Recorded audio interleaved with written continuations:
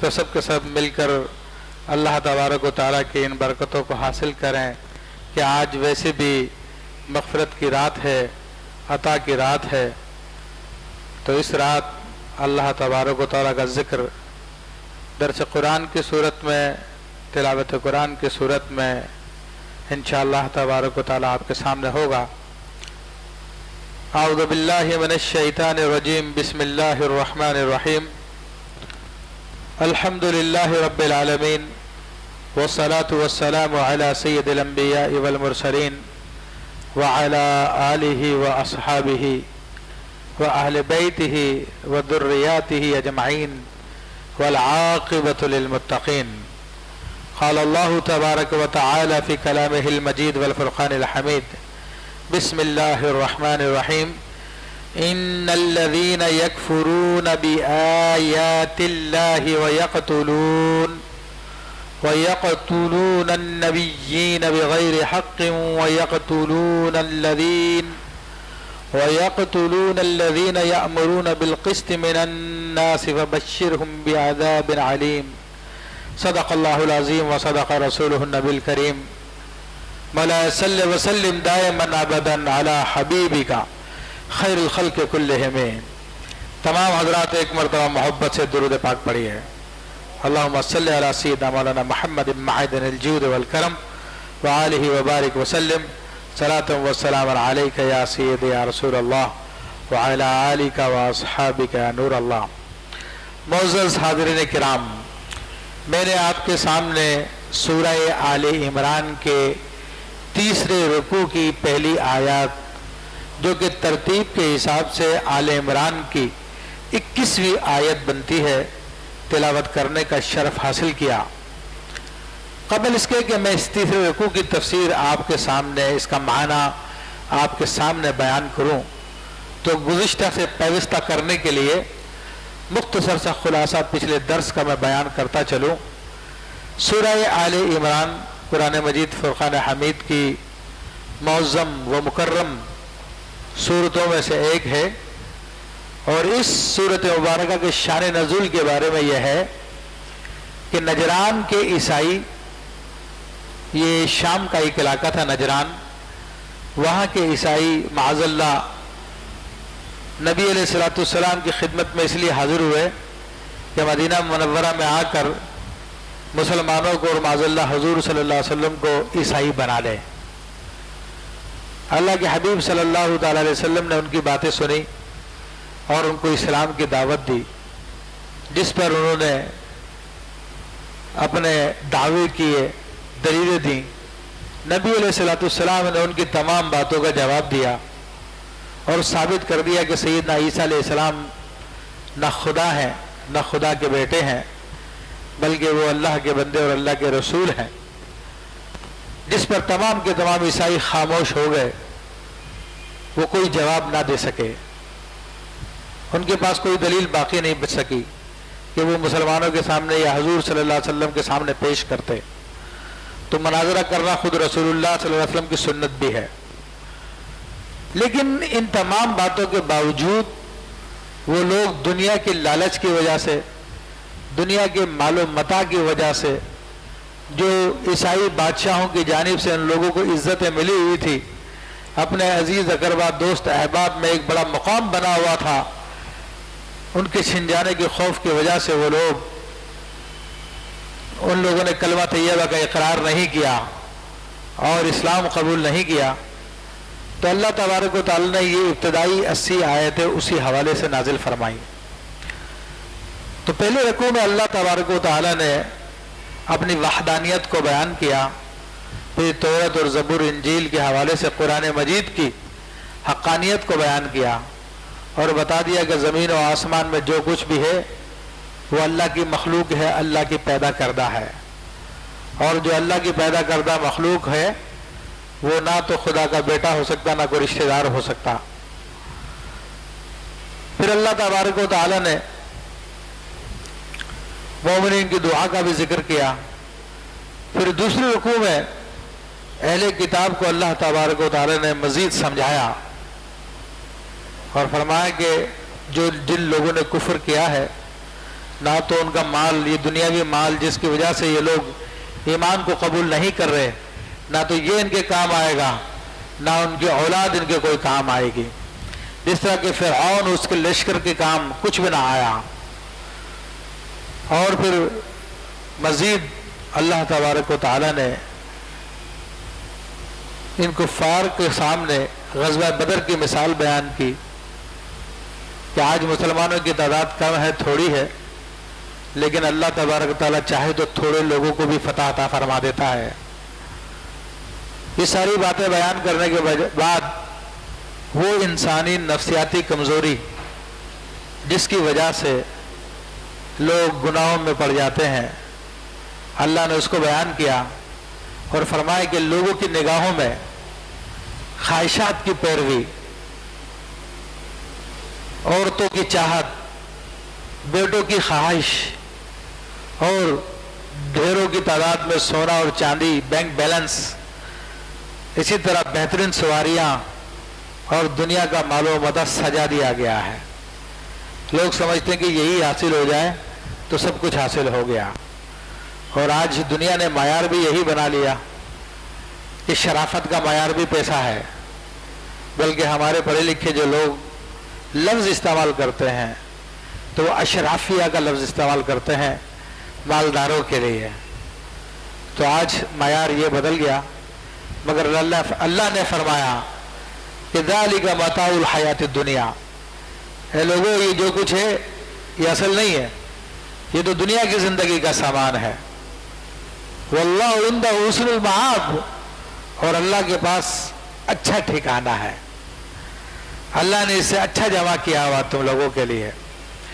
پھر اللہ تبارک و تعالیٰ نے اہل جنت کے احوال کو بیان کیا، مومنین کے احوال کو بیان کیا۔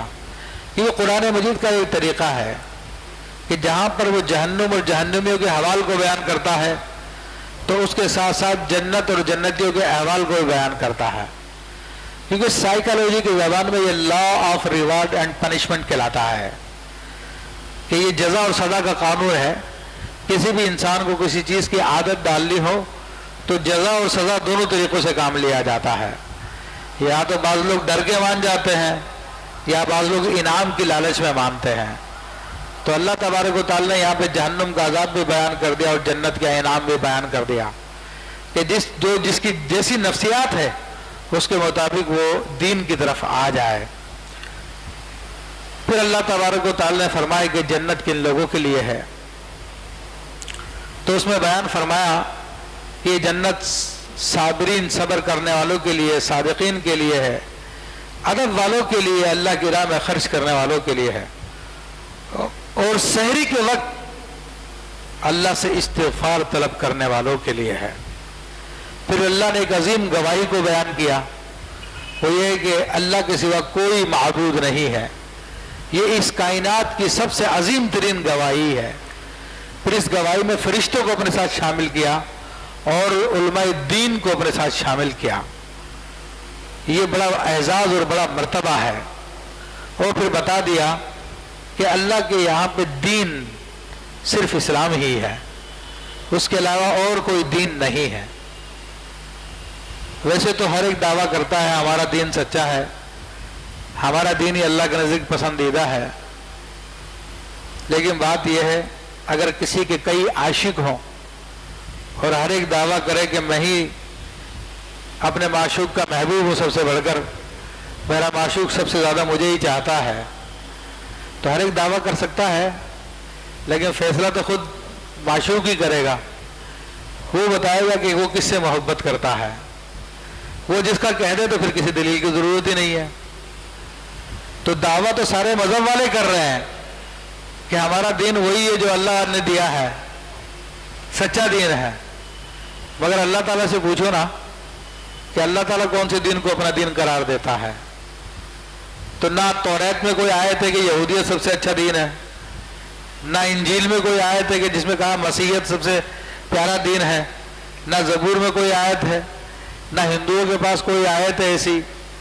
یہ قرآن مجید ہے، مسلمانوں کے پاس آیت ہے جس میں اللہ نے فرمایا کہ ان الدین عند اللہ الاسلام، یہ دین تو اللہ کے نزدیک صرف اسلام ہی ہے۔ تعالی علیہ وسلم کا طریقہ رہا. باقی لوگوں نے اپنے مذہب کو چینج کر لیا اور اس کے مختلف نام رکھ لیے. تو بہرحال نبی کریم صلی اللہ تعالی علیہ وسلم نے جب لوگوں کو دین کی دعوت دی اور عیسائیوں کو اتمام حجت کر دی، ہر طرح سے بات سمجھا دی، تو پھر تقاضۂ بشری کے تحت افسوس ہوتا ہے، غم ہوتا ہے انسان کو کہ ساری باتیں میں نے ظاہر کر دی ہیں، اس کے باوجود یہ لوگ ماننے کے لیے تیار نہیں ہیں. اور آپ علیہ الصلوۃ والسلام کو افسوس کی وجہ یہ بھی تھی کہ یہ لوگ جہنم کا ایندھن بن جائیں گے، ہمیشہ کی ناکامی میں چلے جائیں گے، تو اس لیے بھی آپ کو افسوس تھا. تو اللہ تبارک و تعالیٰ نے اپنے حبیب علیہ الصلوۃ والسلام کو آخر میں فرمایا فَإِنَّمَا عَلَيْكَ الْبَلَاغُ، اے حبیب صلی اللہ علیہ وسلم، ہم نے آپ کو جو ذمہ داری دی ہے وہ پیغام پہنچانا ہے، اور وہ آپ پورے طور پہ وہ ذمہ داری ادا کر چکے ہیں. آپ اپنے مقصد میں کامیاب ہو گئے ہیں، جو نہیں مانتا وہی بد نصیب ہے. پھر مزید حضور صلی اللہ علیہ وسلم کی تسلی کے لیے اور ان کافروں کو تنبیہ کرنے کے لیے اللہ نے آیت نازل فرمائی. اب وہ جو آیت جو میں نے آج پڑھی وہ بھی اسی سلسلے میں ہے. فرمایا کہ 21ویں آیت ہے ان الذین یکفرون بآیات اللہ، بے شک جو لوگ اللہ کی نشانیوں کا انکار کرتے ہیں. اللہ کی نشانیاں یا اللہ کی آیتیں، خود قرآن میں جو نازل ہوا یہ بھی اللہ کی آیت ہے، تورات زبور انجیل میں جو کچھ تھا وہ بھی اللہ کی آیتیں تھیں. اب اللہ کی آیتوں میں اللہ تبارک و تعالیٰ نے انجیل میں بھی، تورات میں بھی، زبور میں بھی حضور علیہ الصلوۃ والسلام کا بڑے واضح لفظوں میں ذکر فرمایا تھا. حضور علیہ الصلوۃ والسلام کا شہر مبارکہ بھی بیان کیا تھا، آپ علیہ الصلوۃ والسلام کی پیدائش گاہ بھی بیان کی تھی، آپ کے حلیہ مبارکہ کو بھی بیان کیا، آپ کے صحابہ کرام کو بھی بیان کیا. ان تمام کھلی کھلی نشانیوں کے باوجود یہ یہودی اور عیسائی قبول کرنے کے لیے تیار نہیں تھے.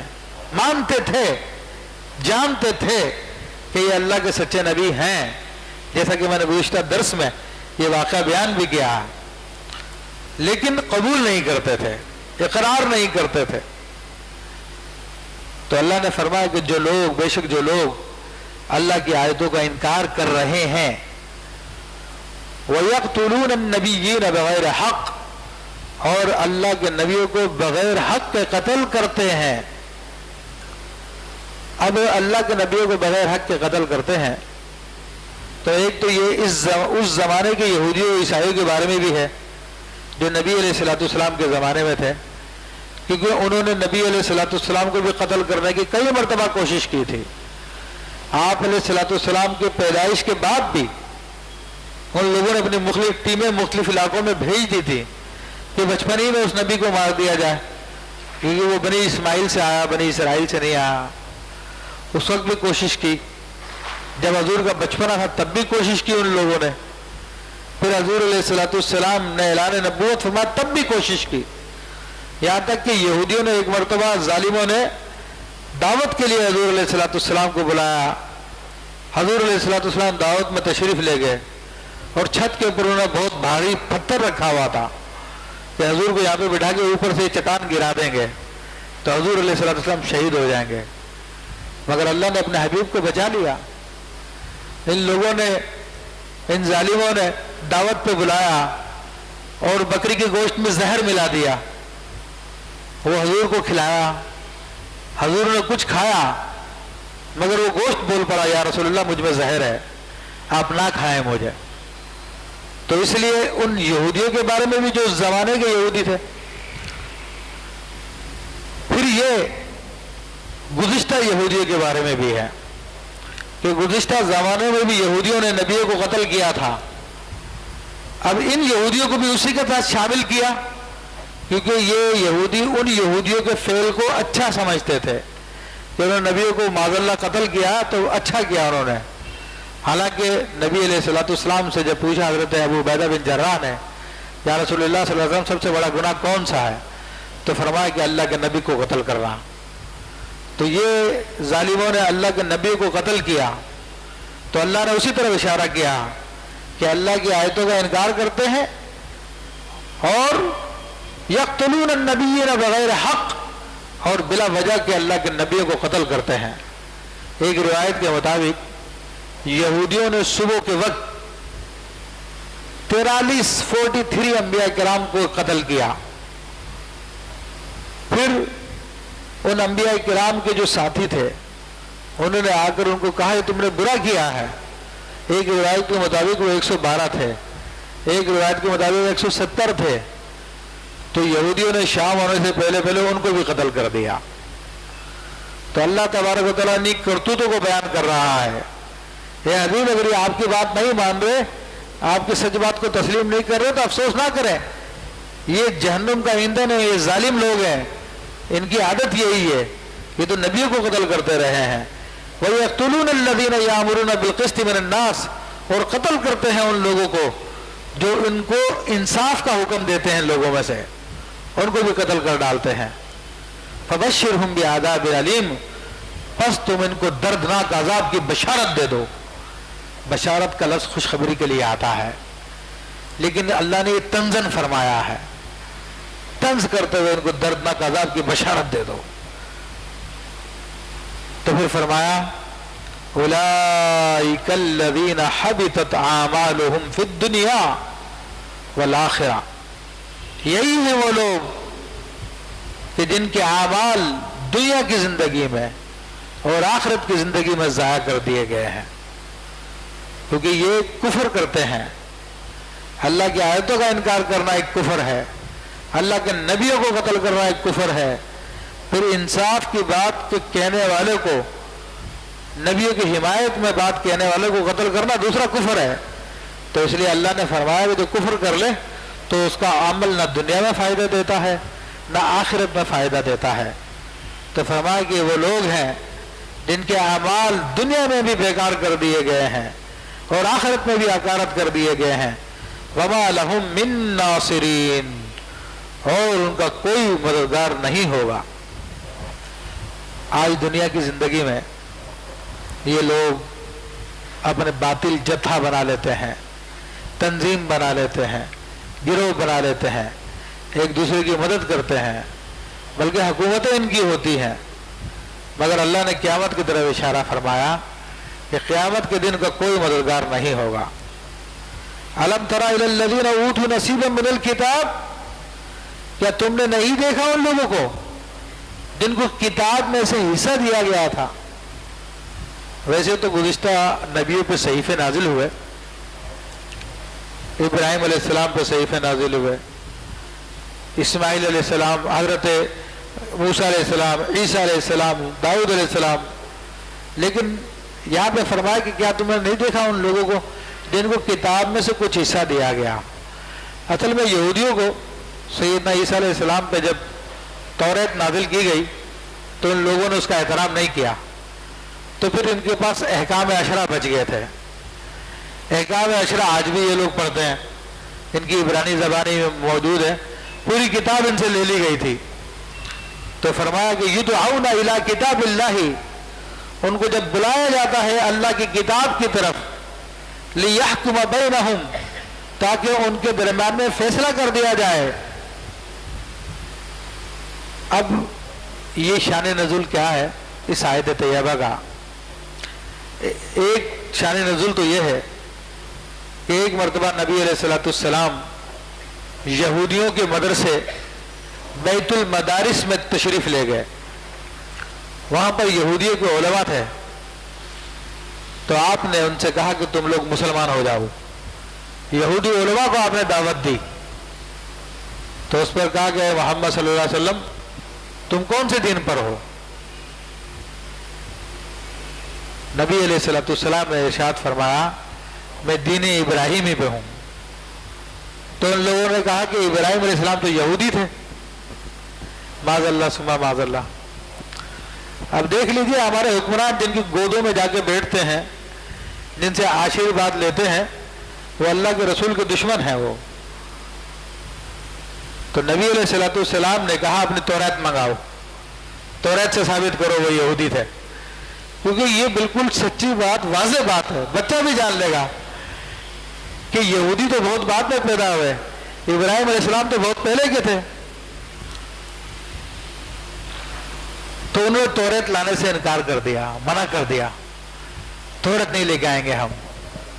تو اسی بات کی طرف اشارہ فرمایا، کیا تم نے نہیں دیکھا ان لوگوں کو جن کو کتاب کا ایک حصہ دیا گیا ہے، جب ان کو کتاب اللہ کی طرف بلایا جاتا ہے تاکہ ان کے درمیان میں فیصلہ ہو، ثم یتولی فریق منہم، پھر ان میں سے ایک فریق پیٹھ پھیر لیتا ہے، وہم معرضون، اور یہ لوگ روح گردانی کرنے والے ہیں، یعنی ان کی عادت ہی حق بات سے پھر جانا ہے، ان کو جب جب تم بلاؤ گے حق بات کی طرف یہ پھر جائیں گے۔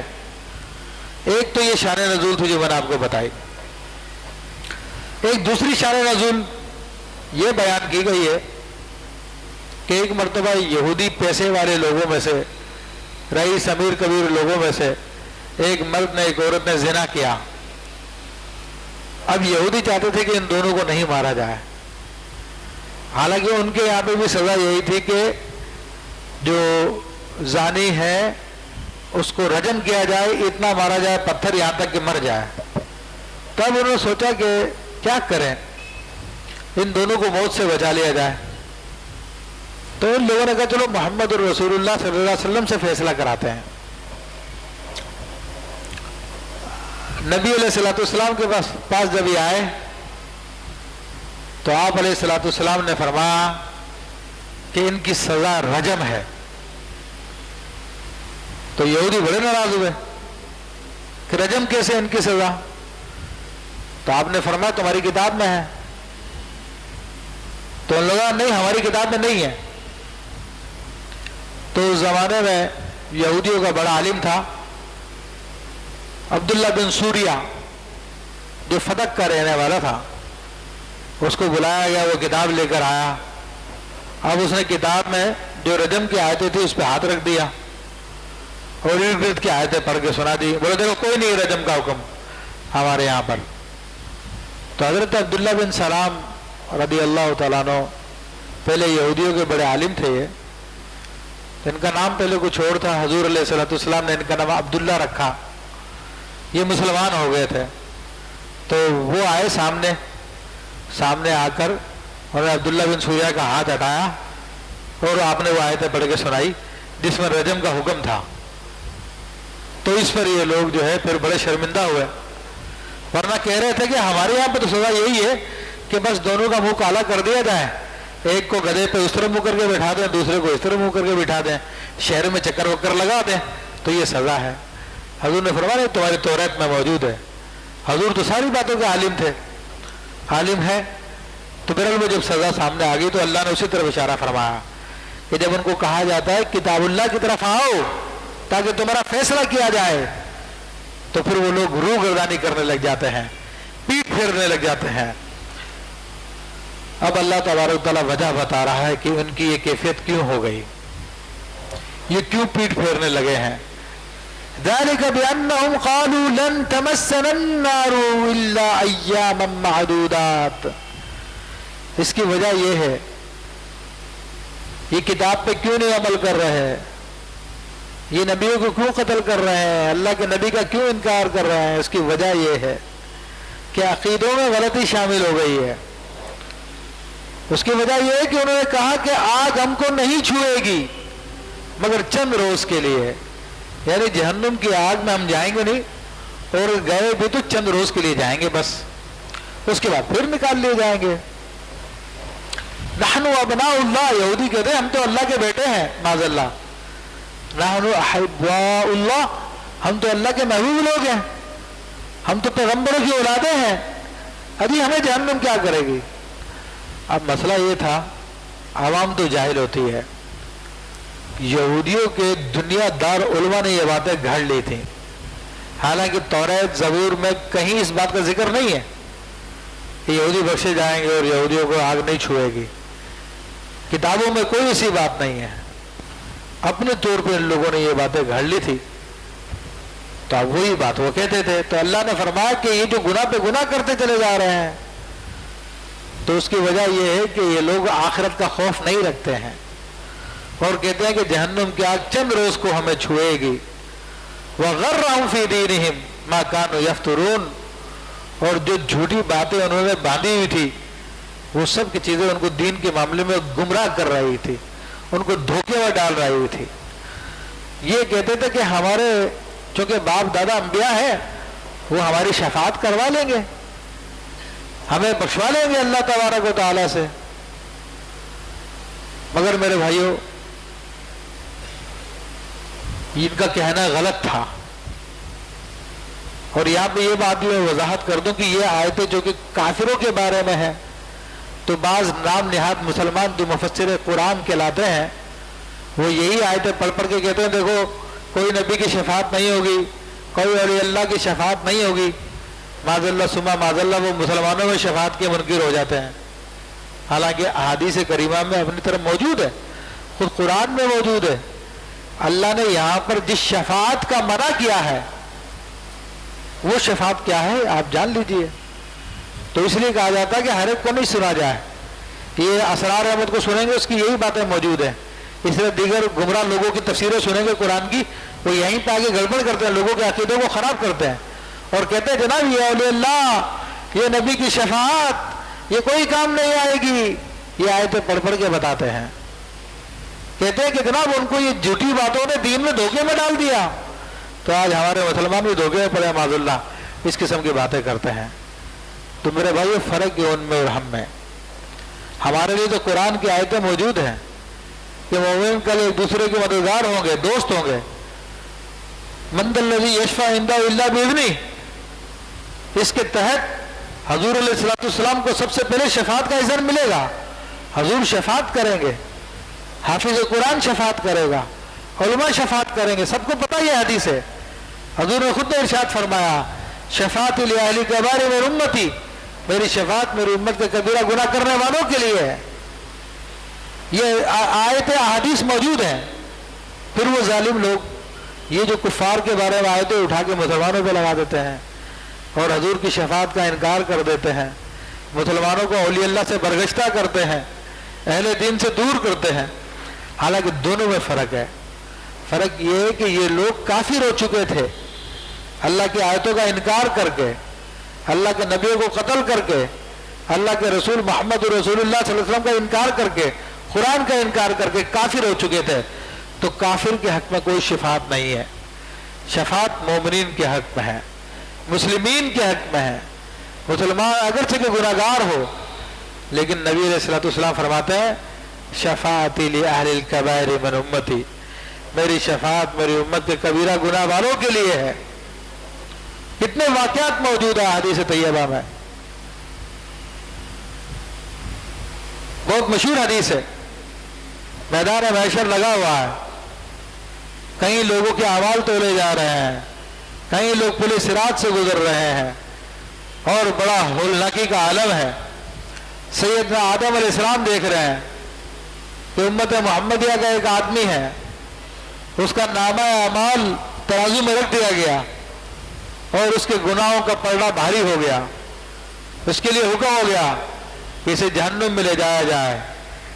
فرشتے اس کو پکڑ کے گھسیٹ کے جہنم کی طرف لے کے جا رہے ہیں۔ آدم علیہ السلام پکارتے یا محمد یا محمد یا محمد، آپ کا ایک امتی جہنم میں لیا جایا جا رہا ہے۔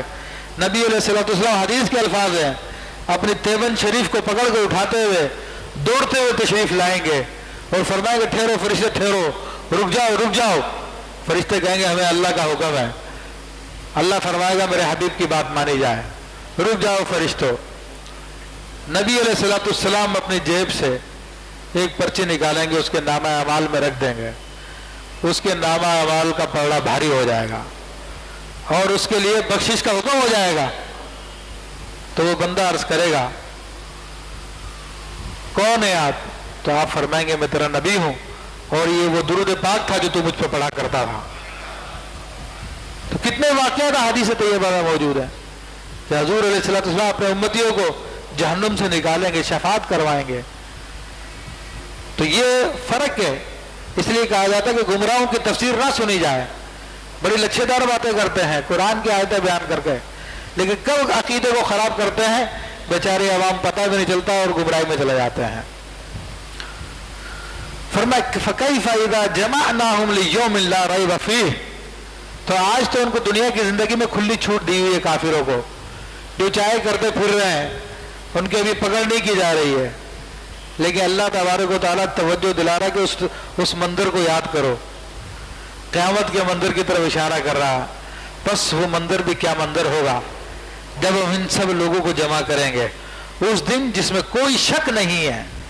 لیوم لا ریب فیہ، قیامت آنی ہے، کوئی شک نہیں ہے. ووفیت کل نفس ما کسبت وہم لا یظلمون، اور جب ہر جان کو اس کے کیے کا بدلہ دیا جائے گا، اس کے اعمال کا بدلہ دیا جائے گا، اور ان پہ کوئی ظلم نہیں کیا جائے گا. تو یاد کرو وہ وقت بھی کیا وقت ہوگا.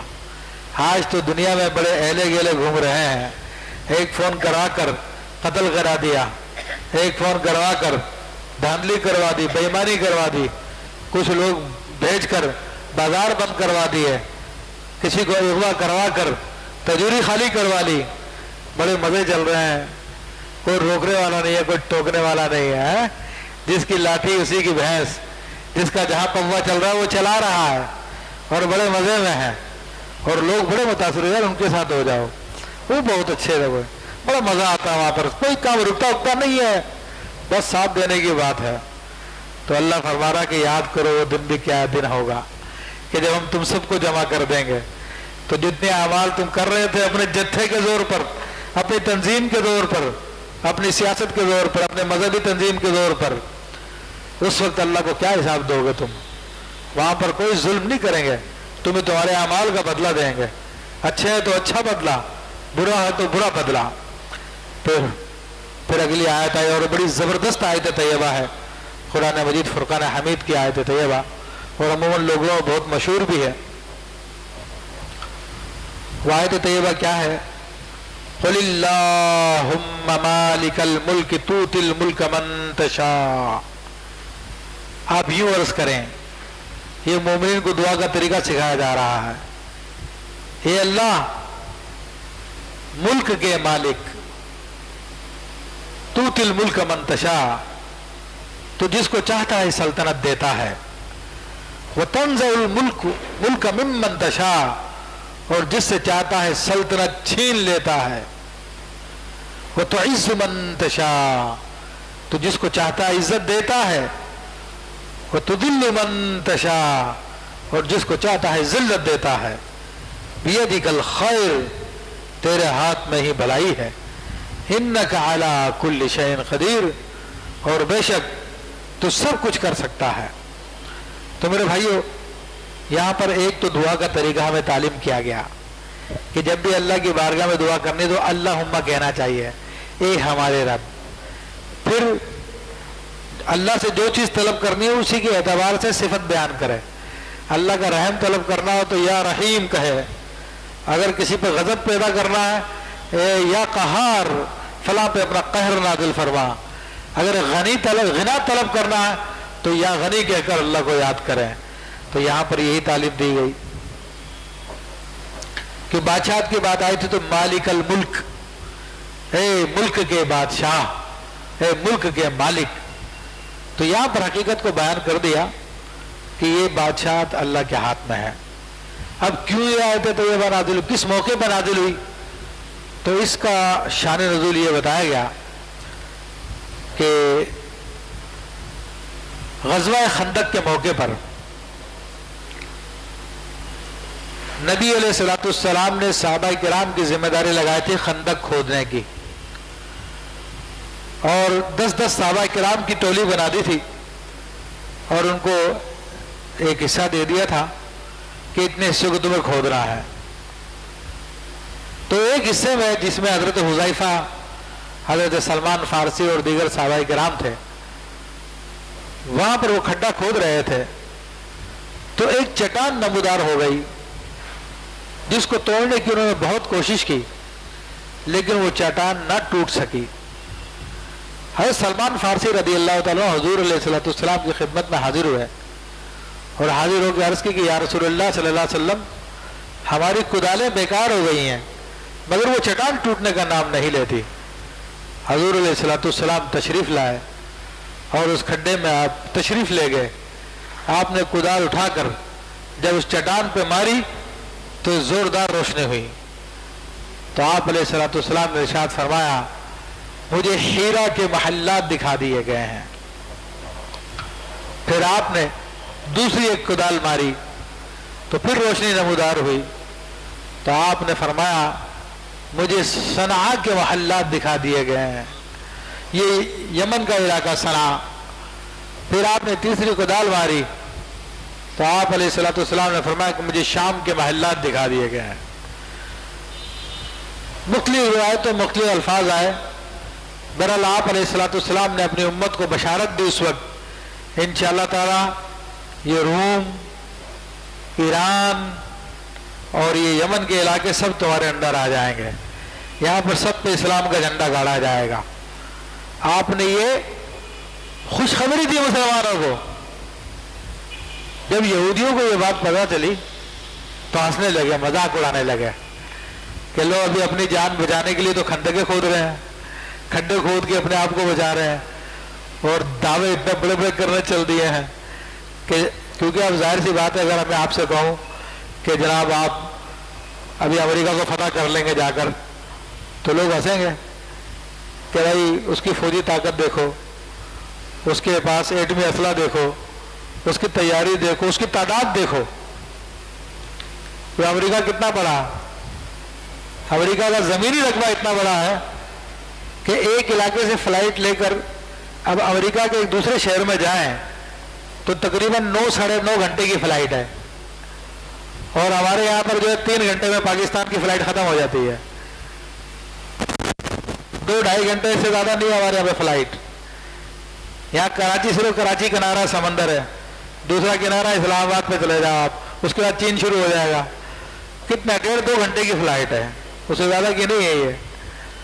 اب وہ ملک اتنا بڑا، اب اس موقع پہ مذاق خیز لگتا ہے، لیکن میرا کہنا مذاق خیز ہو سکتا ہے. وہ اللہ کا حبیب کا فرمانا تھا. اس زمانے میں ایران سپر پاور تھا، اس زمانے میں روم سپر پاور تھا. ان کی بڑی دھاک تھی، بڑا روب و دبدبہ تھا. کسی کی فوجیں ان جیسی نہیں تھی، کسی کے ملک اتنے بڑے نہیں تھے جتنے یہ تھے. پوری دنیا عیسائیت کا یہ تھا، اس طرف ایران دنیا کفر کا تھا، بت پرستوں کا تھا. ایک بہت بڑی طاقت. انہوں نے مذاق اڑایا تو اللہ تبارک و تعالیٰ نے یہ آیت طیبہ نازل فرمائی اور فرمایا کہ کسی کو بادشاہ دینا، کسی کو سپر پاور بنا دینا یہ اللہ کا کام ہے. جس کو جب چاہتا بنا دیتا ہے، جس کو جب چاہتا اتار دیتا ہے. تو اس زمانے میں ان کو بنا کے رکھا تھا. پھر دنیا نے دیکھا تھوڑے ہی عرصے میں سیدنا عمر فاروق رضی اللہ تعالیٰ کے زمانے میں یہ ایران بھی فتح ہو گیا اور روم بھی فتح ہو گیا اور یمن بھی مسلمانوں کے پاس آ گیا. تو تھوڑے چند سالوں کے اندر اندر یہ عظیم جو سلطنتیں تھی اس زمانے کی ڈھیر ہو گئی. تو یہاں پہ اللہ نے فرمایا وہی بادشاہ ہے، وہ جس کو چاہے بادشاہ بنا دے. تو جب بندہ اللہ کے احکام پہ چلتا رہتا ہے مسلمان تو اللہ اسی کو آگے رکھتا ہے. لیکن جب وہ اللہ سے روگردانی کرنے لگ جاتا ہے، ظلم کا شکار ہو جاتا ہے، جیسا کہ آج ہمارے یہاں پہ ظلم اور ناانصافی عام ہو چکی ہے، تو پھر اللہ تبارک و تعالیٰ دوسروں کو اس مسئلے پہ بٹھا دیتا ہے. ورنہ ماضی قریب میں چلے جائیں آپ، مسلمان آدھی سے زیادہ دنیا پہ حکومت کرتے رہے ہیں. اس زمانے سے چلی آ رہی تھی ہے. مغلوں نے 700 سال حکومت کی ہے پورے ہندوستان پر. سلطنت عثمانیہ کئی سو سالوں سے آدھی دنیا سے زیادہ علاقے پر حکومت کرتی رہی ہے. لیکن جب مسلمانوں نے دین کی تعلیمات کو چھوڑا، دین کی تعلیمات سے دور ہوئے، تو اللہ نے غیروں کو مسلط کر دیا. آج بھی راستہ کھلا ہوا. اللہ تبارک و تعالیٰ کے حبیب کی تعلیمات پہ عمل کیا جائے تو سب کچھ مل جائے گا. کہ محمد سے وفات تو نے تو ہم تیرے ہیں، یہ جہاں چیز ہے کیا، لوح و قلم تیرے ہیں، یہ سب کچھ ہمارے لیے ہے. لیکن حبیب کی تعلیمات کی طرف آنے کی ضرورت ہے. ہم لوگوں کا یہ حال ہے جو ہمارے لیڈر جن کو ہم نے اپنا لیڈر بنایا ہوا وہ اسلام سے بیزار ہیں، اسلام سے بری ہیں. سوشل میڈیا پہ دیکھیں، ٹیلی ویژن پہ دیکھیں، شرابوں کو لے کے بیٹھے ہوئے اپنی مجلسوں میں، اپنی محفلوں میں، اور کہتے ہیں پاکستان ترقی کر جائے گا. اس سے پہلے میراتھن دوڑ کرائی تھی مشرف نے عورتوں کو گھر سے بے پردہ کرنے کے لیے کالج کی لڑکیوں کے ساتھ ناچتا رہا. اس سے پہلے کے حکمران اس طرح کے کام کرتے رہے. آج کے حکمران یہ سارے کے سارے کام کر رہے ہیں کہ کس طرح امت مسلمہ کو دین سے دور کر دیا جائے. ٹیلی ویژن کو دیکھو تو اتنا قابل شرمناک ہو گیا کہ آدمی اپنے شریف آدمی اپنے بچوں کے ساتھ بیٹھتے ہوئے شرماتا ہے. ایسی ایسی بے پردہ عورتوں کو دکھانے لگے ہیں. پوری سازش کے ساتھ یہ کام کر رہے ہیں. اب یہ دیکھیں, یہ مقدس رات ہے.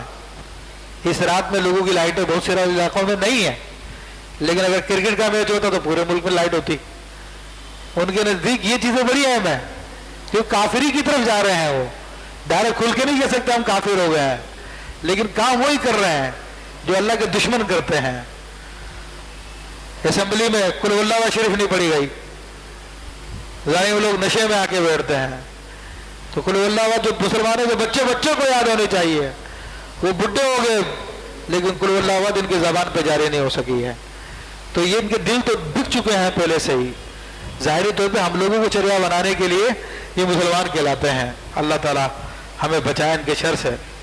فرمایا تولج اللیل فی النہار, دن کا حصہ رات میں ڈالتا ہے. وہ تولج النہار فی اللیل, اور رات کا حصہ دن میں ڈالتا ہے. تو اب یہ کیا ہے؟ ایک حقیقت کا بیان ہے. یعنی جب دن چھایا ہوا ہوتا ہے تو انسانی عقل اس بات کو ماننے کے لیے تیار نہیں کہ ایک دم سے اندھیرا بھی ہو جائے گا. مگر یہ اللہ کی عظیم قدرت ہے کہ اللہ تبارک و تعالیٰ دن کی روشنی میں اندھیرے کو داخل فرماتا ہے, یہاں تک کہ اندھیرا اس میں داخل ہو کر پورے دن کو اپنے اندر لپیٹ لیتا ہے. ساری روشنی غائب ہو جاتی ہے, اور جب دن ہونے لگتا ہے تو ایک پو پھٹتی ہے, ہلکی سی روشنی نکلتی ہے. تو اللہ تعالیٰ نے دن کو رات میں ڈالا. اب وہ دن پھیلنا شروع ہوتا ہے, ساری سیاہی کو غائب کر دیتا ہے. تو یہ رات کو دن میں, دن کو رات میں ڈالنا ہے. پھر تفسیریں اس کی اور بھی ہیں کہ اللہ تعالیٰ کبھی رات کو لمبا کر دیتا ہے تو کبھی دن کو لمبا کر دیتا ہے. گرمیوں میں دیکھیں کہ دن کتنے لمبے ہوتے ہیں, رات چھوٹی ہو جاتی ہے. سردیوں میں اس کے برعکس اگر رات لمبی ہوئی تھی دن چھوٹے ہو جاتے ہیں. تو بڑا عجیب و غریب نظام ہے, اللہ تبارک و تعالیٰ کا نظام ہے. تو اپنی قدرت کی طرف اشارہ کر رہا ہے کہ وہ انقلاب برپا کر دیتا ہے, کہ وہ اندھیرے کو روشنی, روشنی کو اندھیرا کر دیتا ہے. تو آج تم قرآن بن کے بیٹھے ہو تو کل کو مسلمانوں کو بنا دے گا وہ, اس کے لیے کوئی مسئلہ نہیں ہے. تخرج الحی من المیت, زندوں کو نکالتا ہے مردے سے, مردہ سے زندہ پیدا کرتا ہے. کیا مراد ہے اس سے؟ اس سے مراد یہ ہے کہ انڈا ظاہری طور پہ دیکھنے میں بے جان ہوتا ہے مگر اس میں سے جاندار پرندہ نکلتا ہے. اسی طرح انسانی مادہ تولید ظاہری طور پہ بے جان ہوتا ہے مگر اس سے پورا انسان وجود میں آ جاتا ہے. جس کی ایک تفسیر یہ بھی ہے کہ کافر مردہ ہے اللہ کے نزدیک مگر اس کے گھر میں مومن بھی پیدا ہو جاتا ہے جو زندہ ہے. وَتُخْرِجُ الْمَيَّتَ مِنَ الْحَيِّ, اور زندے سے مردہ نکالتا ہے. پرندہ جاندار ہے, اس سے انڈا نکلتا ہے جو ظاہری طور پہ بے جان ہے. انسان جاندار, اس سے مادہ تولید نکلتا ہے جو ظاہری طور پہ بے جان ہے. مسلمان جاندار ہے مگر کبھی اللہ کے حکم سے اس کے گھر میں کافر بھی پیدا ہو جاتا ہے اور کافر بے جان ہے. تو یہ ساری تفسیریں جو میں نے آپ کے سامنے بیان کی, وہ ترزق من تشاء بغیر حساب, اور تو جس کو چاہتا ہے بغیر حساب کے عطا فرماتا ہے. یہ اللہ تعالیٰ کی شان ہے, اللہ کی قدرت ہے, جس کو جتنا چاہتا ہے وہ دیتا ہے, بے حساب دیتا ہے. پھر فرمایا, اچھا اس کے بارے میں ایک اور بات بتا دوں میں, یہ جو آیت طیبہ ہے بڑی اہم آیت طیبہ ہے. جس پہ قرضہ ہو, قرضے کے بوجھ تلے دبا ہوا ہو, تو اس کے لیے یہ ہے کہ عشاء میں جب وتر پڑھ لے تو وتر کے بعد 2 رکعت جو نفل پڑھے جاتے ہیں ان کے اندر اس آیت طیبہ کو اس طرح سے پڑھیں گے کہ سورہ فاتحہ کے بعد ہر رکعت میں 5 مرتبہ اس آیت کو پڑھیں. اور کہاں سے لے کر کہاں تک؟ اللہم قل اللہم مالک الملک, یہاں سے لے کر بغیر حساب تک. یہ 2 آیتیں ہیں بغیر حساب تک, آیت نمبر 26 اور آیت نمبر 27. ان کو 5 دفعہ ہر رکعت میں پڑھے سورہ فاتحہ کے بعد, انشاءاللہ تبارک و تعالیٰ قرضہ اتر جائے گا. اور فرماتے ہیں کہ جو شخص اپنی عادت بنا دے روزانہ وتر کے بعد نوافل میں سورہ فاتحہ کے بعد ایک ایک بار بھی ان آیتوں کو پڑھے تو انشاءاللہ کبھی قرض کے بوجھ پہ دبے گا نہیں، وہ قرض اس پہ چڑھے گا نہیں. تو یہ آیت ہے. پھر فرمایا کہ لا يتخذ المؤمنون الکافرین اولیاء، اور مومن کو چاہیے کہ کافروں کو اپنا دوست نہ بنائے. من دون المؤمنین، مومن کے مقابلے میں، مومن کے سوا. ابھی دیکھیے آج کے حکمرانوں کو دیکھیے اور اس آیت طیبہ کو دیکھیے کہ اللہ کیا فرما رہا کہ کافروں کو، اے مومنوں مسلمانوں، تم کافروں کو اپنا دوست مت بناؤ مسلمانوں کے مقابلے میں. تو آج تو ہماری ساری کوششیں یہی ہوتی ہے کہ کافر ہمارے دوست ہو جائیں. دوست کیا ہو جائے؟ ہم کافر ہمیں اپنے غلامی میں قبول کر لیں. آج ہماری کوششیں یہ ہے، ہمارے یہاں پہ وزیر اعظم بنے گا، صدر بنے گا تو یاترا کے لیے کافروں کے ملک میں جائے گا. یہ نہیں ہے کہ اللہ نے کہا میرے کو وزیر اعظم بنایا، بادشاہ بنایا، جو بھی بنایا تو میں اللہ کے گھر پہ جاؤں، رسول اللہ کی بارگاہ میں حاضر ہو جاؤں. نہیں، پہلے یاترا کرنے کے لیے وہ کفار کے ملک میں جائے گا، وہاں پہ جا کے آشیرواد لے کر آئے گا. تو اب یہ اللہ تعالیٰ تو فرما رہے کہ ان کو اپنا دوست نہ بناؤ. اولیاء یہ ولایتن ہے، اس کے دو تلفظ ہیں، ایک ولایتن واو کے زیر کے ساتھ اور ایک ولایتن واو کے زبر کے ساتھ. اگر اولیاء کا لفظ ولایتن سے واو کے زیر کے ساتھ ہے تو اس کا مطلب دوست ہے، یعنی ان کو اپنا دلی دوست نہ بناؤ. اور واو کے زبر کے ساتھ ہے تو نگہبان، یعنی ان کو تم اپنا سردار نہ بناؤ کفار کو. تو آج ساری دنیا کے فیصلے وہیں پہ ہوتے ہیں، UN کے اندر ہی ہوتے ہیں سارے کے سارے فیصلے، جہاں پہ مسلمانوں کی حیثیت ٹکے کی بھی نہیں ہے. سارے کے ساری ویٹو پاورز غیر مسلم طاقتوں کے پاس ہے، مسلمانوں کے پاس کوئی ویٹو پاور نہیں ہے. دنیا کے 43-45 سے زیادہ ممالک ہیں، اتنے ممالک ہونے کے باوجود ان کو ویٹو پاور نہیں ملی ان کو. اور جناب جن کے ایک ایک ملک ہے وہ جناب وہ اپنے ایک ملک کی بنیاد پہ پوری ویٹو پاور لے کے بیٹھے ہوئے ہیں. تو یہ تو ہوگا، یہی پھر ذلت ہوگی، رسوائی ہوگی. وَمَن يَفْعَلْ ذَلِكَ فَلَيْسَ مِنَ اللَّهِ فِي شَيْءٍ، جو ایسا کرے گا یعنی کافروں کو اپنا دوست بنائے گا تو بس اللہ سے کچھ علاقہ نہ رہا، اس کا اللہ سے کوئی تعلق نہ رہا. میں نہیں کہہ رہا، قرآن کہہ رہا ہے إِلَّا أَن تَتَّقُوا مِنْهُمْ تُقَاةً، سوائے یہ کہ تمہیں ڈر کی وجہ سے کچھ کرنا پڑے. ظاہری طور پہ اگر دیکھتے ہیں کہ اگر ہم دوستانہ رویت اختیار نہیں کریں گے تو پھر یہ مسلمانوں کو نقصان پہنچائیں گے، تو وقتی طور پہ ایسا کیا جا سکتا ہے. لیکن مستقل طور پر ان کو اپنا دوست بنانا، ان کو اپنا نگہبان بنانا یہ جائز نہیں ہے. اور آج ہمارے سارے فیصلے انہی کے ممالک میں ہوتے ہیں، ہمارے ملکوں میں کوئی فیصلہ نہیں ہوتا. ہم سمجھتے ہیں ووٹ دے رہے ہیں، ہم لوگ ووٹ دے کے ہم نے حکمران بنایا. نہیں، پہلے فیصلہ وہاں پر ہوتا ہے، پھر اسی کے نام پہ ووٹ ڈالے جاتے ہیں. آپ کے ووٹ کی کوئی حیثیت نہیں ہے، بیلٹ باکس ویسے ہی بنا دیے جاتے ہیں، سارے کے سارے کام ہو جاتے ہیں، جس کو وہ چاہتے ہیں وہ بن جاتا. عام طور پہ ایسا ہوتا ہے. اللہ تعالیٰ رحم فرمائے. وَيُحَذِّرُكُمُ اللَّهُ نَفْسًا، اللہ تمہیں اپنے غضب سے ڈراتا ہے. اللہ کے غضب سے ڈرو، ان کافروں سے دوستیاں چھوڑو. وَإِلَى اللَّهِ الْمَصِيرُ، اور تمہیں اللہ ہی کی طرف لوٹ کر آنا ہے. پھر مزید اللہ فرما رہا ہے قُلْ إِن تُخْفُوا مَا فِي صُدُورِكُمْ أَوْ تُبْدُوهُ يَعْلَمْهُ اللَّهُ، آپ فرما دیجئے، تم فرما دو کہ اگر تم اپنی جی کی بات چھپاؤ یا اس کو ظاہر کرو، اللہ تو اس کو جانتا ہے. تو آج ہمارے حکمران، ہمارے سردار لوگ، ان کو سیاسی پناہ بھی کفار کے پاس ملتی ہے، وہی لوگ ان کو پالتے ہیں، وہی ان کے سارے معاملات کو چلاتے ہیں. لیکن ہم سے یہ کہتے ہیں نہیں میں تو اپنے وطن سے مخلص ہوں، میں تو اپنے قوم سے مخلص ہوں. تو اللہ فرما رہا ہے کہ آپ ان سے فرما دیں کہ جو تمہارے دلوں میں ہے تم اس کو چھپاؤ یا تم اس کو ظاہر کرو، اللہ اس کو جانتا ہے. یعلم ما فی السماوات و ما فی الارض، وہ تو زمین و آسمان میں جو کچھ ہے اس کو بھی جانتا ہے. تو تمہارے دلوں کو نہیں جانے گا؟ تمہارے دلوں میں کیا کہانیاں چل رہی ہیں، کیا سازشیں پل رہی ہیں؟ تمہارے دل میں کیا عقیدہ اللہ سب کو جانتا ہے. فرمایا کہ واللہ علی کل شیء قدیر، اللہ تبارک و تعالی ہر شے پہ قادر ہے. یوم تجد کل نفس ما عملت من خیر محضرا، اور اس دن جب ہر جان نے جو بھلے کا کام کیا وہ اپنے سامنے اس کو پائے گی. جو نیکی کا کام کیا تھا وہ سامنے آ جائے گا. وما عملت من سوء، اور جو کوئی بھی برا کام کیا وہ اس کے سامنے آ جائے گا. دونوں چیزیں سامنے آ جائے گی. یہ پھر تحدید ہے.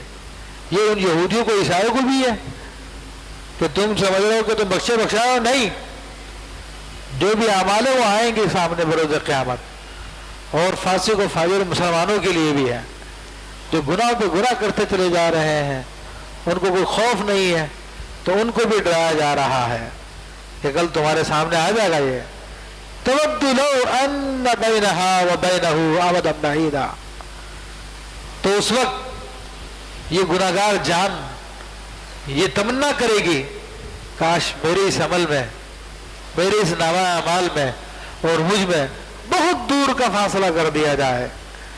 دور لے جاؤ اس کو، میرے اعمال کو میرے سامنے مت لے کر آؤ. اس دن یہ تمنا کر رہا ہوگا. لیکن آج ہے اپنے سے دور کرنے کا وقت. آج اپنے آپ کو گناہ سے روک لے، آج اپنے آپ کو گناہ سے بچا لے، تو قیامت میں بھی یہ نامہ اعمال تجھ سے دور ہو جائے گا. لیکن آج اگر تو نہیں باز آتا تو پھر نامہ اعمال تیری گردن میں لٹکا دیا جائے گا. خود قرآن نے فرمایا کہ ہر ایک کا نامہ اعمال اس کی گردن میں لٹکا دیا جائے گا. پھر تمنا کرنا کوئی فائدہ نہیں دے گا. وَيُحَذِّرُكُمُ اللَّهُ نَفْسًا، پھر اللہ تعالیٰ مزید فرماتا اللہ تمہیں اپنے عذاب سے ڈراتا ہے. وَاللَّهُ رَءُوفٌ بِالْعِبَادِ، اور اللہ تبارک و تعالیٰ اپنے بندوں میں بڑا رحیم ہے. ہاں حقیقت تو یہ ہے کہ اللہ تعالیٰ رحیم ہے، مگر تم نے کرتوت ہی ایسے کیے ہیں. تم لوگوں کی عزتیں لوٹتے رہے ہو، تم لوگوں کے بالوں پہ ڈاکے ڈالتے رہے ہو، تم بھتے لیتے رہے ہو، رشوتیں لیتے رہے ہو، چوریاں کرتے رہے ہو، ڈاکے ڈالتے رہے ہو، دن دہاڑے ڈاکہ ڈالتے رہے ہو. تم لوگوں کو برباد کرتے رہے ہو، پریشان کرتے رہے ہو. لوگوں کے مزدور لوگ جو روزانہ کما کے کھاتے ہیں تم مارکیٹوں کو بند کرا دیتے ہو. تم اس قسم کی بدماشیاں کرتے رہتے ہو. تو پھر تمہیں بندوں کے حقوق کو پورا کرنا پڑے گا. حقوق العباد چکانے پڑیں گے قیامت کے دن. جہاں تک اللہ کی ذات کا معاملہ ہے تو اللہ تو وہ معاف کر دے گا، لیکن بندوں کے حقوق تو اسی وقت معاف ہوتے ہیں کہ جب بندے معاف کریں. تو اللہ فرما رہا اللہ تو بہت رحیم ہے، ویسے اپنے بندوں پہ بڑا کرم فرمانے والا ہے، مگر تم لوگوں نے دوسروں کو پریشان کر کر کے اپنے لیے جہنم خریدی ہوئی ہے. کل بروز قیامت تمہیں کوئی بھی نہیں چھوڑے گا. آج تو تمہاری دھوس، تمہاری طاقت، تمہارے خوف کی وجہ سے لوگ گردن جھکا رہتے ہیں، بلی بن جاتے ہیں، لیکن کل تم بلی بنے ہوگے، یہ شیر بنے ہوں گے اللہ کی بارگاہ میں. تو اس لیے اللہ نے یہاں پہ سارا نقشہ کھینچ دیا اور ہمیں بتا دیا کہ میرے بھائیوں کامیابی یہی ہے کہ آج توبہ کا موقع ہے. آج ہمیں توبہ کر لینی چاہیے، اللہ تبارک و تعالیٰ کی بارگاہ میں استغفار کر لینا چاہیے، اپنے آپ کو برے اعمال سے بچا لینا چاہیے. تو اسی میں ہمارے لیے کامیابی ہے، اسی میں ہمارے لیے بچت ہے. ورنہ بروز قیامت تو سارے کے سارے معاملات ہمارے سامنے آنے والے ہیں. اب چند باتیں اس رات کے حوالے سے میں عرض کرنا چاہوں گا.